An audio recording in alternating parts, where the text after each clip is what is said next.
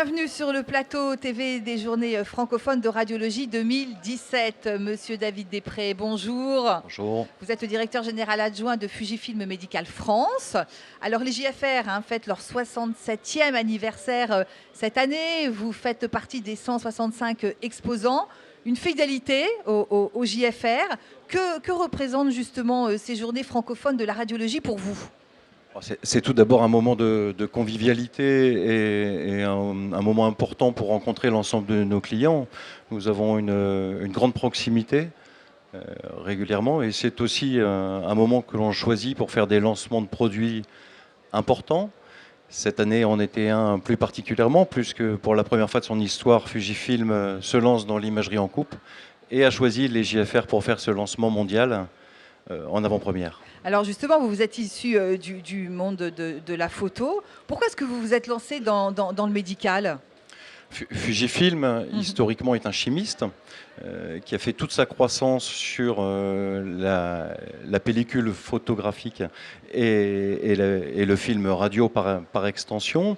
Ce fait d'être un chimiste a permis de maîtriser complètement l'image et la réception de cette image. Donc, par extension, nous avons voulu développer plus de présence dans la radiologie, à travers la maîtrise, il y a une dizaine d'années, de la mammographie numérique, puis de la radiologie numérique.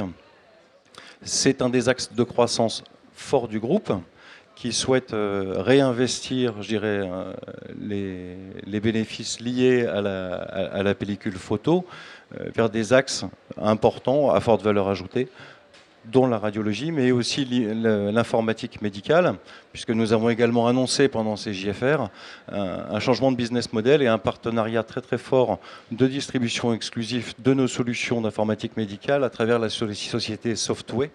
Donc c'était une deuxième annonce importante pour nous pendant ces JFR. Donc si je comprends bien, c'était dans l'ordre naturel des choses. C'était dans l'ordre naturel des choses, vous avez tout à fait raison, c'était quasiment inévitable. Alors dites-moi, qu'est-ce que vous allez apporter au marché ? Je pense qu'on peut de plus en plus parler d'une offre globale qui vient de chez Fujifilm.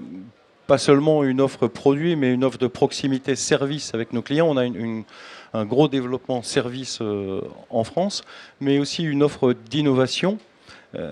Au titre des lancements, nous avons eu aussi le lancement d'une imagerie du rachis 3D pendant ces JFR, qui montre bien le dynamisme de l'entreprise et qui permet d'apporter encore une fois une solution un peu plus globale.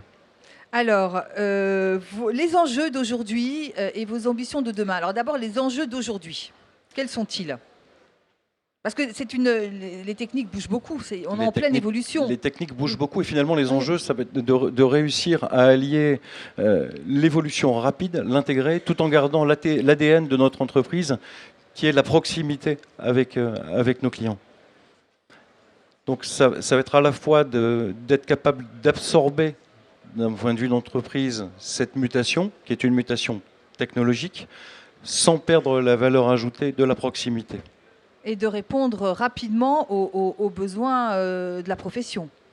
C'est cette proximité qui fait qu'on connaît, je pense, relativement bien chez Fujifilm les besoins. Et c'est là où on utilise, c'est une entreprise qui travaille sur fonds propres, on n'appartient pas à un fonds de pension. C'est une entreprise qui utilise ses fonds propres pour faire de la R&D avec des liens directs entre la France, l'Europe et le Japon pour avoir des produits qui correspondent au marché, mis sur le marché le plus vite possible. Alors forcément, vous travaillez, vous, sur de nouveaux projets. Vous viendrez les présenter l'année prochaine ? On espère qu'il y aura encore de grands lancements, puisque ça n'est que le début. Aujourd'hui, clairement, Fujifilm travaille à la fois sur la prévention, puisqu'on est très proche du dépistage, on participe beaucoup, le diagnostic avec l'ensemble des matériels que l'on sort, mais aussi la thérapie. De plus en plus, c'est un axe aussi développé par Fujifilm. Il y a eu plusieurs acquisitions faites de grands laboratoires pharmaceutiques au Japon. Et on espère que rapidement, tout cela arrivera en Europe et en France en particulier, qui est un des gros marchés pour Fujifilm en Europe. Mais écoutez, monsieur David Després, merci. Ce sera le mot de la fin. Merci d'être venu sur notre plateau pour nous en parler. Merci beaucoup. Au revoir.